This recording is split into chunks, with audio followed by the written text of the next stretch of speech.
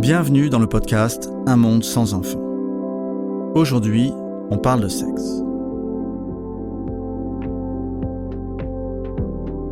Bonjour, je m'appelle David Duhamel et je suis professeur d'économie à l'ILERI, Institut libre d'études des relations internationales, et enseignant à Sciences Po Paris. Je vous parle d'un monde dans lequel on vit et surtout du monde à venir, un monde sans enfants. J'ai appelé cet épisode la fin du sexe, principalement pour que vous cliquiez dessus. J'aurais pu aussi l'appeler la fin de l'amour.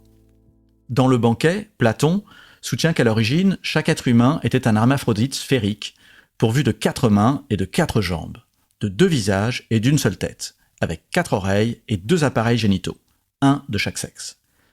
Il est dit de ces premiers humains que leur force et leur orgueil étaient immenses, si bien qu'un jour, ils s'en prirent aux dieux. Alors Zeus, pas content, les coupa en deux, séparant hommes et femmes pour toujours. Ainsi naquit le désir inné pour sa moitié, le mythe de l'amour. L'idée qu'il existe quelqu'un d'unique sur la planète pour nous compléter. Une belle arnaque, oui. Amour, sexualité et procréation étaient alors réunis. Il y a quelques décennies, avec la pilule, sexualité et procréation ont été dissociées. On peut baiser sans risquer de faire un enfant. Mais pour l'immense majorité, on ne peut pas encore avoir un enfant sans baiser. Dans ce podcast, je laisse de côté la minorité qui n'a pas recours au sexe pour avoir un enfant. Et là, je ne parle pas de la Vierge Marie. Je pense à ceux qui adoptent, qui ont recours à la fécondation in vitro, et une partie des LGBTQ+. Cela fait du monde, mais cela demeure marginal en termes de chiffres mondiaux. Pour les autres, tout commence avec un paradoxe. D'après toutes les études, la jeune génération est celle qui baise le moins comparée à celle de leurs parents, la mienne, et surtout à celle de leurs grands-parents. Or, c'est la génération qui a le plus d'options. La société n'a jamais été aussi hypersexualisée. Les applications de rencontres offrent un menu infini, plus besoin d'arriver vierge au mariage, souvent plus besoin de se marier du tout. Et au contraire, on peut enchaîner les rencontres, même quand on est une femme maintenant. Pourtant, ouvrez votre fenêtre, jetez un œil dehors. C'est pas vraiment le tournage de Caligula. Au contraire, c'est la panique.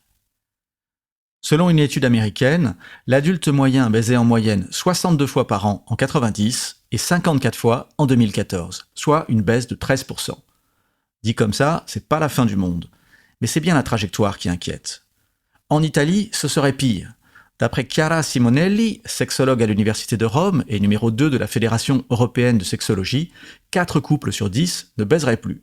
Et c'est bien la libido masculine italienne qui serait visée. En Espagne, ils ont même nommé un tsar, un personnage public chargé de remonter la sexualité pour booster la fertilité. Italien ou espagnol, c'est le Latin lover qui est visé. Et dans ces cas-là, le français n'est jamais loin. D'abord, je veux rappeler un truc hyper important. La baisse du sexe n'est pas forcément une mauvaise nouvelle. Si c'est parce qu'il y a moins de relations non consenties, semi-forcées, mariages arrangés, etc., tant mieux. Si c'est un choix, évidemment, tant mieux. Mais consenti ou subi, l'abstinence grandissante n'est pas une bonne nouvelle démographique. Et c'est pas une bonne nouvelle tout court. J'ai un scoop pour vous. Le sexe, c'est cool. Les psychologues et les économistes du bonheur le savent bien.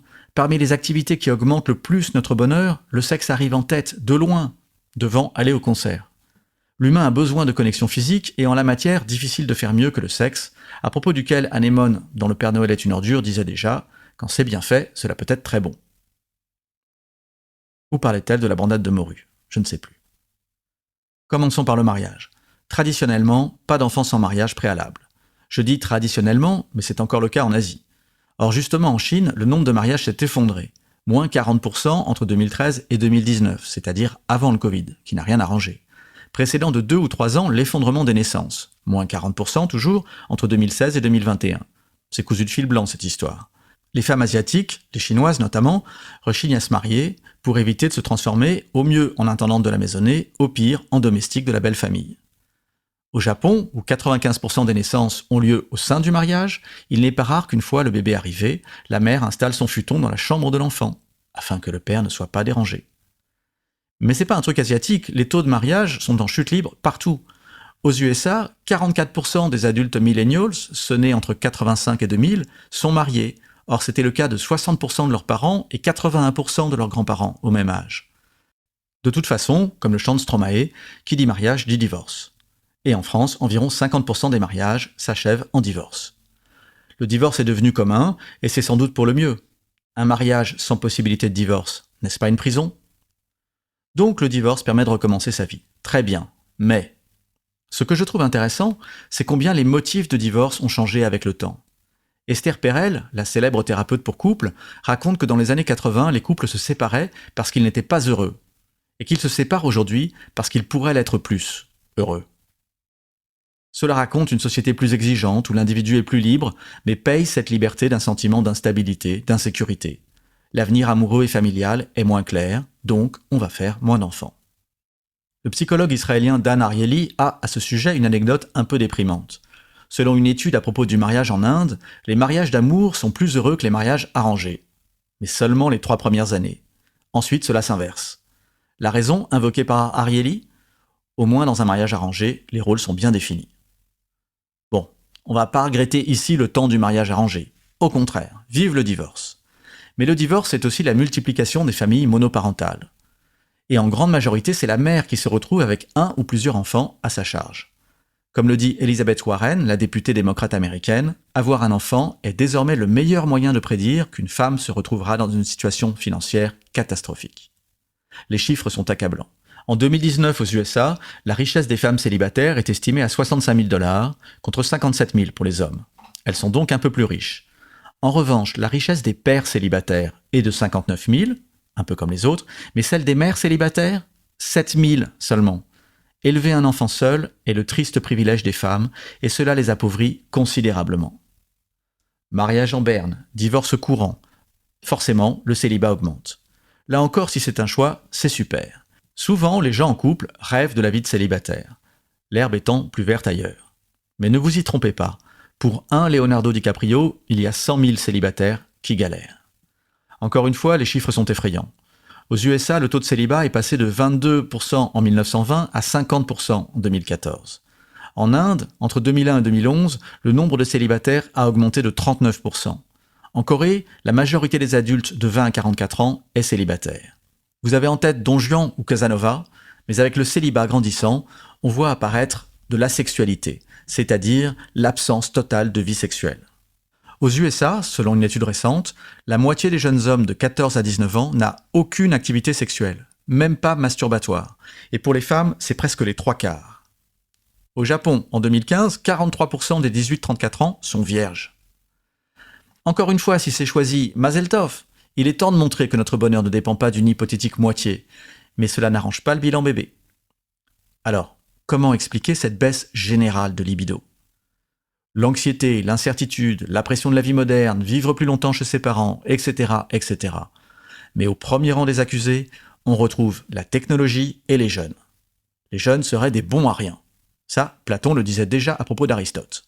Bon, il était sévère, le Platon. En gros, les écrans transformeraient les jeunes en bons à rien. Bruno Patino, dans La civilisation du poisson rouge, raconte comment le poisson rouge ne peut se concentrer que 8 secondes et l'internaute seulement 9. Les écrans rendraient les jeunes impropres à la drague. À passer environ 7 heures derrière un écran, ils ne sauraient plus comment interagir dans la vraie vie. Or, pour faire un bébé, il faut bien commencer par adresser la parole à quelqu'un ou à quelqu'une. De plus, les bouleversements technologiques rendent possible une vie en dehors du monde, une vie sans contact physique. Comme d'habitude, le Japon est devant nous, une fenêtre vers le futur proche. Et que voit-on au Japon ? 1. La technologie permet de tout faire de chez soi. 2. Elle offre de plus en plus de possibilités de sexe tout seul. Au Japon, les poupées gonflables ne sont plus gonflables depuis longtemps, et les sextoys masculins sont communs. Ajoutez à cela le fait que les Japonaises sont de plus en plus exigeantes, et elles ont bien raison de l'être, et vous comprenez qu'un nombre grandissant de jeunes Japonais restent à la maison sans prendre le risque d'être rejetés. Et puis, il y a Tinder, ou plutôt le Tinderverse, le monde désenchanté des applications et des sites de rencontres. Aux USA, c'est 40% des rencontres amoureuses hétéros qui naissent dans le Tinderverse et 70% pour les rencontres homosexuelles. En France, c'est déjà plus de 15% et c'est en augmentation rapide.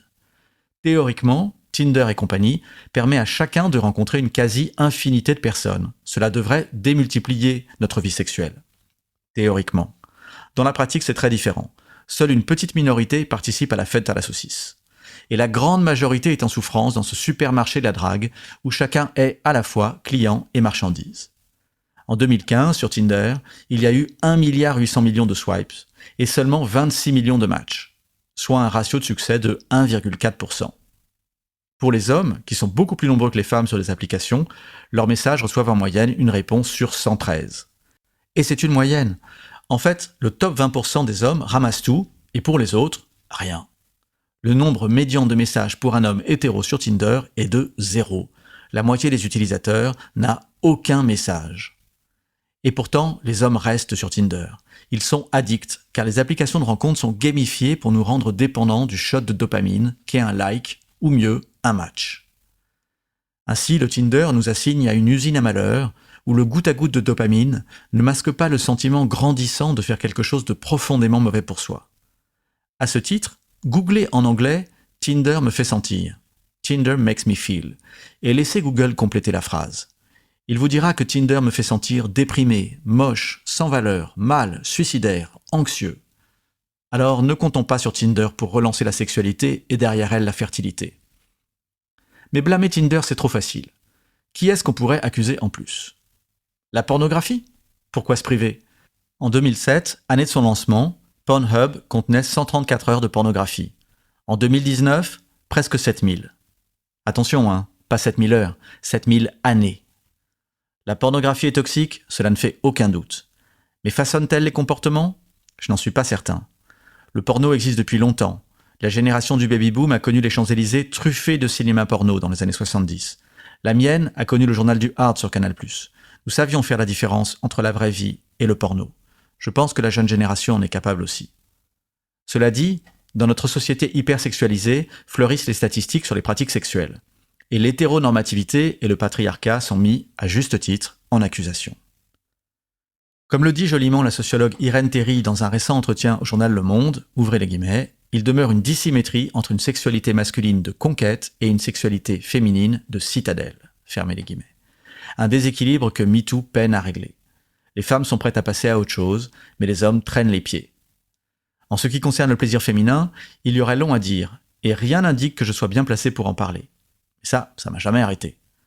Daisy Le Tourneur, dans « On ne n'est pas mec, on le devient », décrit un déséquilibre d'orgasme. Vous pensez que j'exagère ? Permettez-moi de vous suggérer une expérience. Lors de votre prochain dîner en ville, demandez à vos convives de dessiner un clitoris. Nombre d'entre eux, hommes ou femmes, en sont incapables. Un pénis, les yeux fermés. Mais un clitoris ? Ce n'est pas étonnant. Il a fallu attendre la fin du XXe siècle pour qu'existe une représentation en 3D du clitoris, alors que le premier godemiché, lui, date du néolithique. Le plaisir féminin n'a jamais été une priorité. L'étude des recherches Google le démontre encore. En matière de sexe oral, les femmes demandent à Google comment faire des fellations. Que demandent les hommes ? Comment expliquer aux femmes comment faire de meilleures fellations ?